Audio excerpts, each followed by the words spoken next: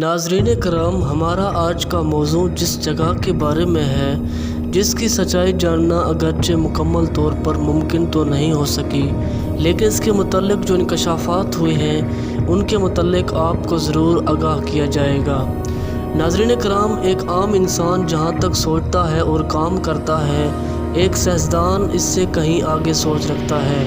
یہی وجہ ہے کہ سائنسدانوں نے سوچا کہ ہم خلا کا سفر کرائے، سمندر کی گہرائیوں میں اترے، لیکن ہم نے آج تک یہ جاننے کی کوشش نہ کی کہ اس زمین کی گہرائیوں میں کیا ہے۔ چنانچہ 1940 میں روس اور امریکہ کے ایک مشن کے دوران زمین کی گہری سطح میں ٹیکٹونک پلیٹس کے سروے کے لیے ڈرلنگ کا کام شروع ہوا۔ اس پروجیکٹ میں ان کا مقصد ایسا گڑھا کھودنا تھا جو جتنا ممکن ہو سکے گہرا ہو، تاکہ وہ زمین کے کرسٹ کو صحیح طور پر مشاہدہ کر سکیں۔ لہٰذا انہوں نے 15,000 فٹ تک گہرائی کا ٹارگٹ رکھا اور 24 مئی 1970 تک 12,260 میٹر تک گہرا گڑھا کھودا گیا، جو کہ اس دنیا کا گہرا ترین گڑھا تھا، جسے سپر ڈیپ بلیک ہول کہتے ہیں۔ اس کے بعد 6 جون 1979 کو اس گڑھے میں اچانک ایسا مسئلہ ہوا جس کی وجہ سے وہ ٹوٹ پھوٹ کا شکار ہو گیا۔ چنانچہ 1983 میں اسے مزید پھر کھودا گیا، مگر کچھ وجوہات کی بنا پر ایک بار پھر اس کا کام روک دیا گیا، لیکن اس کے بعد 2005 تک پھر سے کام شروع ہوا، لیکن پھر سائنسدانوں کے مشورے پر ان کا کام مزید بند کر دیا گیا۔ یہ وہ وقت تھا جب اس کی اسٹیٹمنٹ اور وجوہات پر کافی چرچا ہوئی۔ اس پروجیکٹ کے بانی ڈاکٹر ایزاکوو نے یہ بتایا کہ اس ڈرلنگ کے دوران جب ہماری ٹیم 12,000 فٹ کی گہرائی تک پہنچی تو ہم نے عجیب و غریب قسم کی آوازیں سنیں۔ ایسا لگتا تھا کہ کوئی ایک نہیں بلکہ بہت سے لوگ درد سے چلا رہے ہوں۔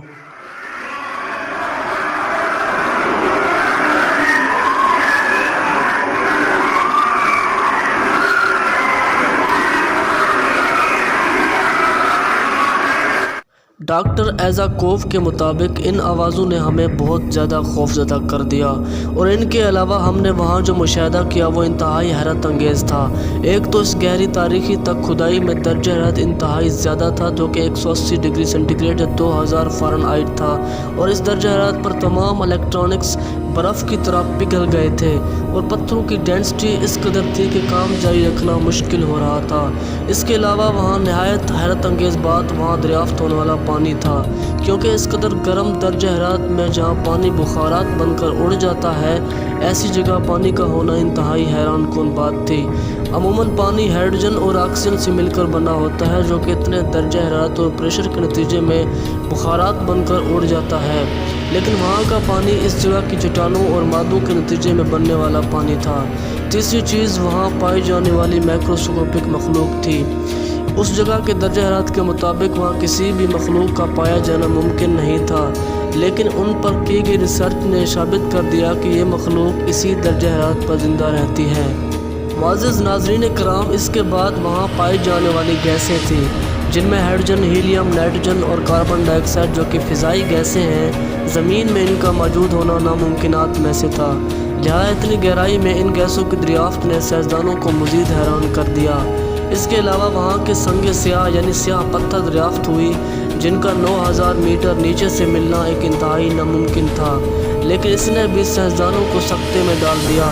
ناظرین کرام، جہاں تک بات ان خوفناک آوازوں کی ہے تو کہا یہ گیا کہ جہنم کے کسی حصے میں سزا یافتہ لوگوں کی آوازیں ہیں، جو درد کے باعث مل کر چیخ و پکار کر رہے ہیں۔ پیارے دوستو، اس بات میں کتنی سچائی ہے اس بارے میں یقینی طور پر کچھ نہیں کہا جا سکتا، کیونکہ اس دنیا میں ایسی بہت سی جگہیں ہیں جن کے بارے میں اس قسم کی اسٹیٹمنٹ دی جاتی ہے، لیکن اس کا علم اللہ تعالیٰ کے سوا کسی اور کے پاس نہیں ہے۔ اگرچہ مفکرین کے مطابق جہنم کا ایک درجہ زمین میں ہے، لیکن اس کے متعلق ہم یقینی طور پر یہ بھی نہیں کہہ سکتے کہ وہ زمین پر کس جگہ پہ ہے۔ یہ اللہ کے رازوں میں سے ایک راز ہے۔